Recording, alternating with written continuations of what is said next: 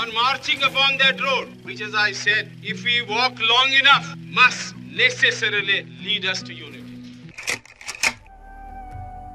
మనస్సును పెంపొందించుకోవడం మానవునికి ఒక అంతిమ లక్ష్యం. నేను సమాజం యొక్క పురోగతి, మహిళ పురోగతి బట్టి కొలుస్తాను. మంచి రాజ్యాంగం అంటే ప్రజలకు అధికారం అందించడమే కాదు, ఇతరులను అణిచివేయడానికి ఆ అధికారం దుర్వినియోగపరచకుండా ఉండగలగాలి. స్వేచ్ఛ, సమానత్వం మరియు సౌభ్రాతృత్వాన్ని బోధించే మతం నాకు ఇష్టం.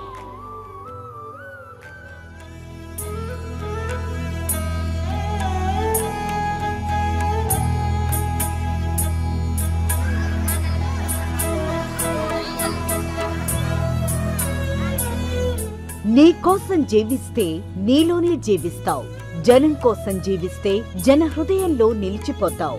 ఇవి రాజ్యాంగ రూపశిల్పి డాక్టర్ బిఆర్ అంబేద్కర్ చెప్పిన మాటలు. ప్రతి పౌరుడు సామాజిక అసమానతలను జయించి ముందుకు నడిచే సమాజాన్ని కోరుకున్నాడు ఆ మహానేత.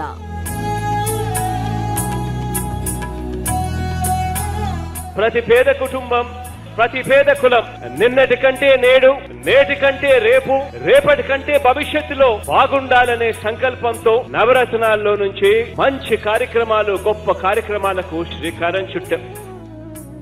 భారతదేశ చరిత్రలోనే ఈ భారతదేశంలో ఉన్న 28 రాష్ట్రాల్లో అక్క చెల్లెమ్మల సాధికారత పట్ల ఇంతటి చిత్తశుద్ధి చూపించిన ప్రభుత్వం దేశంలోనే ఎక్కడా కూడా లేదు. ఒక్క మీ బిడ్డ ప్రభుత్వం అని చెప్పడానికి గర్వంగా చెప్తా ఉన్నాను ఈ సందర్భంగా.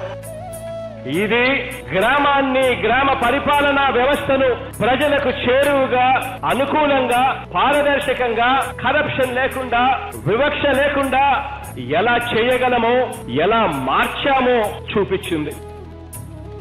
పేదలందరికీ దేశంలో కూడా ఎక్కడా లేని విధంగా తొలిసారిగా రిజర్వేషన్లు కూడా వర్తించిన పరిస్థితులు ఎప్పుడైనా వచ్చాయి అనంటే ఆ దివంగత నేత ప్రియతమ నాయకుడు రాజశేఖర రెడ్డి గారు నాన్నగారి వల్ల జరిగింది అని చెప్పి చెప్పుకునేదానికి కూడా ఒక కొడుకుగా గర్వపడతా ఉన్నాను అని చెప్పి కూడా ఈ సందర్భంగా తెలియజేస్తా ఉన్నాను.